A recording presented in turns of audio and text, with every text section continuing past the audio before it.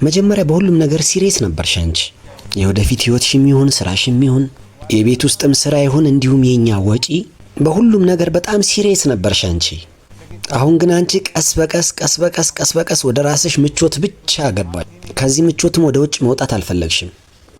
መጀመሪያ የምትሰሪውን ስራ ለቀቅሽ፣ ጥሩ ምንም ችግር የለውም። ከዛ በኋላ የቤት ሰራተኛ ልቅጠራልሽ፣ እሺ ጥሩ ምንም ችግር የለውም።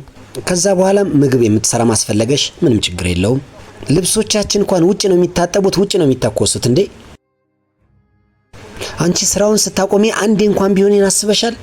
እያወጣን ያለነው ወጪ እኮ የሁለታችን ደሞዝ አንድ ላይ በመሆን ነበር። ይሄ ላይፍ ስታይላችን ሁለታችን በመናገኘው ደሞዝ በሱ ነበር።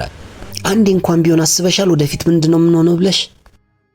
እንደገናም አንቺ በደንብ ታውቂያለሽ አሳምረሽ አንቺ የምትሰሪው ምግብ በጣም እንደምወድ። አይደለም ምግብ ልትሰሪልኝ የተሰራው ምግብ እንኳን ማቅረብ አልፈለግሽም ለኔ። ከቢሮ ስገባ አንድ ብርጭቆ ውሃ እንኳን አታመጭልኝ ብለኔ።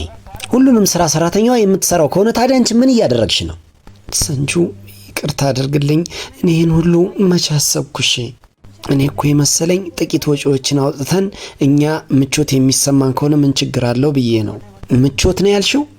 ባንቺ በዚሁ ምቾትሽ የተነሳ እኔ ላይስ ምን እየተካሄደ እንደሆነ ግን ታውቆሻል? ሪያ፣ በአንድ በኩል ደሞዛችን ግማሽ ሆኗል። አንቺ ስራ መስራት አልፈለግሽም፣ ጥሩ እሺ ለቀቅሽው። ከዛ በኋላ የአንቺ ስራ መሆን የነበረበት እንዴት አድርገን የቤታችን ወጪ እንቀንስ ነበር መሆን የነበረበት። አንቺ ግን ጭራሽ ወጪ እንዲጨምር አደረግሽ። ከግማሽ በላይ ደሞዜ እኮ ለሰራተኛዋ ነው እየተከፈለ ያለው። ቀሪውን ወጪ እንዴት ነው የምናወጣው? ምቾት ነው አይደል አንቺ የፈለግሽው?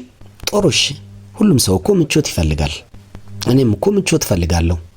እንደውም ከነገ ጀምሮ እኔ ስራ ልሄድም ለቃለሁ ስራዬን። ቤቴ ዘና ብዬ ቁጭ እላለሁ። ስራውን ያው ሰራተኛዋ አይደል የምትሰራው፣ እኔም ዘና እላለሁ በቃ።